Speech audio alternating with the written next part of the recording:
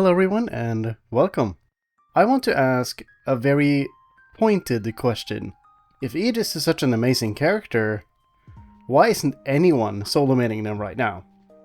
In the top 100 we only have 2 Aegis mains currently. Just 2. Fire and Cosmos. My goats. Other than that though, Aegis is mainly used as secondaries or for specific matchups. The last time they won anything was Aquila beating Spargo at Kowloon 12 in late 2024. And then Cosmos won against Sambo at Glitch Infinite in 2022. A significant time gap. So while there's been plenty of people playing them, Aegis hasn't been raking in the results, so to speak. In the current meta, Aegis doesn't seem to be solo viable, so let's find out why that is. I should make it clear that I'm not saying nobody plays Aegis. There's plenty of representation for Pyra and Mythra all over the world. All of them at various skill levels and results. Aegis isn't underplayed or anything. What I am saying though, is that nobody at the top level truly mains Aegis right now. I am not counting secondaries like Rushdown by the way, even though he's doing very well for himself. Same goes for players who use them for counterpicking. I am speaking strictly about maining. But yeah, strap in, we're gonna have a little history lesson. Many top players would pick them up when Aegis first released in 2021. In the West, Spargo, MKLeo and Cosmos are the main ones that come to my mind. All of them pushed the Aegis meta simultaneously and saw great success too. Spargo even was the first Aegis solo main to win a major.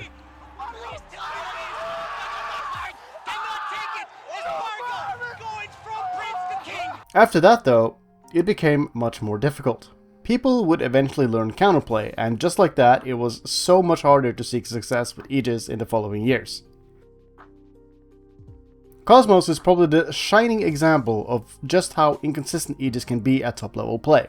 While he eventually won against Spargo, he hasn't been able to do anything else that's notable. I'm not making fun of him by the way. It's just the reality of playing Aegis in a bracket setting. Spargo and MKLeo would eventually go back to their previous characters too. MKLeo would go back to Joker and Byleth, and I don't remember where I read or heard this, so take it with a grain of salt. From what I recall, Spargo didn't really enjoy playing Aegis to begin with. It was more of a, hey, I see potential in this character, sort of thing. As the years went on, he was able to experience Aegis' flaws firsthand. Like Cloud, they are a bit too simplistic and linear in their game plan. And as we eventually saw, he did switch off of Cloud too to play someone more interesting. MKLeo was one of the first people who was brave enough to say that Aegis isn't top 10 material after putting a lot of time into them. I personally think he's right, but there was nobody around to truly listen to what he had to say. I'll come back to this later. As I said, Aegis is still used as secondaries or for counterpicking, but very few are seeing the value in solo maining them at the current stage of the meta. Not to mention, Aegis hasn't won a single major in 2025, just putting that out there. By the time this video goes live, MKLeo won Eugene-bound Summers. That's fantastic. One win is a great step, but Aegis hasn't won anything in a long time. My hope is that this is the return of the MKLeo Aegis. It's still my favorite. So let's get into everyone's least favorite part. The weaknesses of Aegis. Listen, I get flamed every time I bring up the notion that Aegis has weaknesses, so I gotta poke fun at it somehow. If you want to watch my previous Aegis weakness videos, here you go. Link in the corner and description. Regardless of how you feel about them, at the end of the day, Aegis is a sword character that relies on fundamentals. Fundamentals basically being how well you understand and play the game. They're very linear in what they want and still play the good old sword game plan of spacing attacks to get punishes. And to give credit where credit is due, they play this game plan very well. They invalidate a lot of the cast and only really run into problems against the top 20. All this to say, Aegis always has to outplay their opponent in order to win. This combined with their simple swordy game plan makes them less appealing when players might want something more to dig into. Something more technically demanding or interesting. Aegis can't skip game states like other top tiers do, as they have no way to brute force neutral. No, if you get hit by Mythra dash attack, that's your own fault. She did not skip neutral.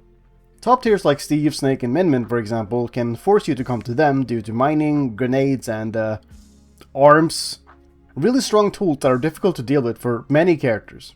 Aegis doesn't have anything fun like that to force approaches. No tricks, no gimmicks. They have to play the game just like everyone else. They're a lot more honest than what people think, actually.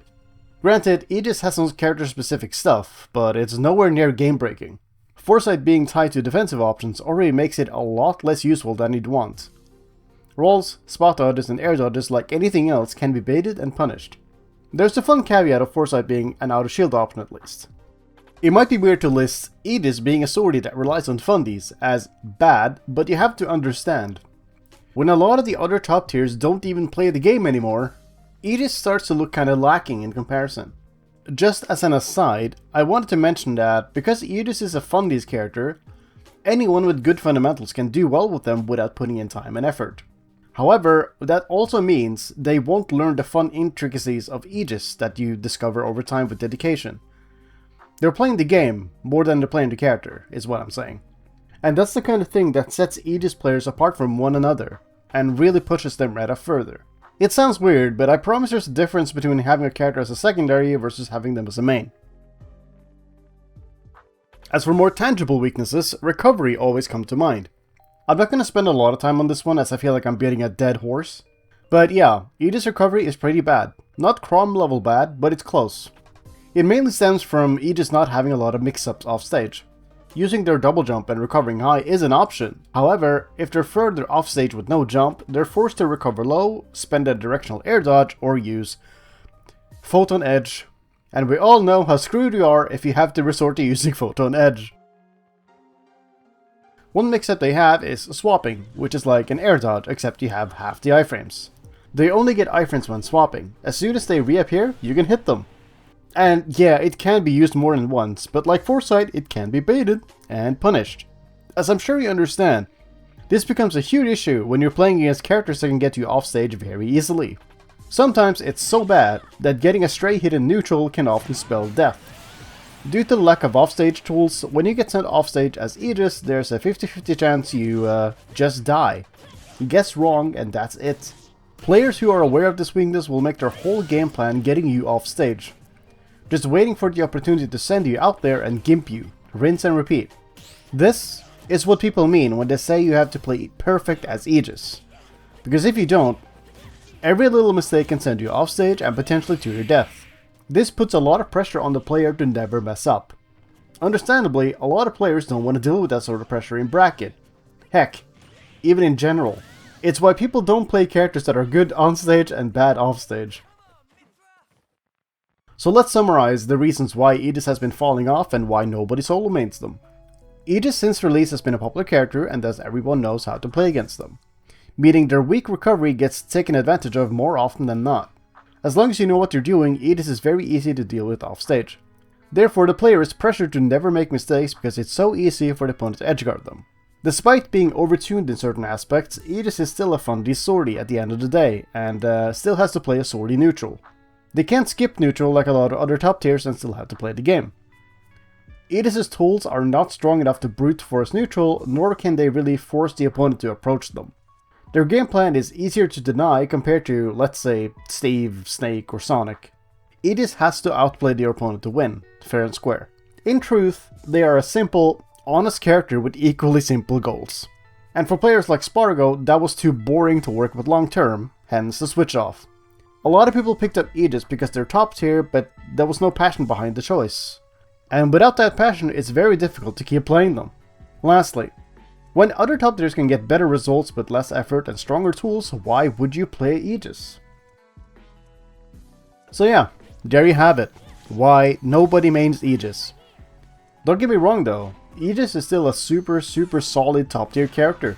Both Pyra and Mythra are two of the best bait and punishers in the game, having some of the most insane reward for correct play.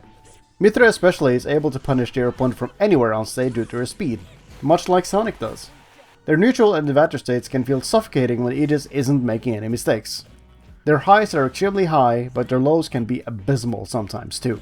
So yeah, they can be mained, and they are still viable. Just be warned that it's gonna be more effort than you're probably expecting. With everything that's been discussed, as previously mentioned, I don't think Aegis belongs in the top 10. Currently, I believe they reside somewhere in the top 15. Them being top 15 instead of top 10 isn't even that big of a jump. It means they're still top tier. They just have more flaws than other top tiers. Other characters in the top 10 have better tools, are able to skip neutral, or simply don't play Smash Bros anymore. And in the current meta, that's more valuable than being an overtuned sword character. I don't think the community is going to echo my thoughts anytime soon though. At best I can see Aegis be top 7 or top 8 in next time an official tier list rolls around. With all that said and done, thanks for watching, let me know what you think in the comments, and please be civil. You can do that, right?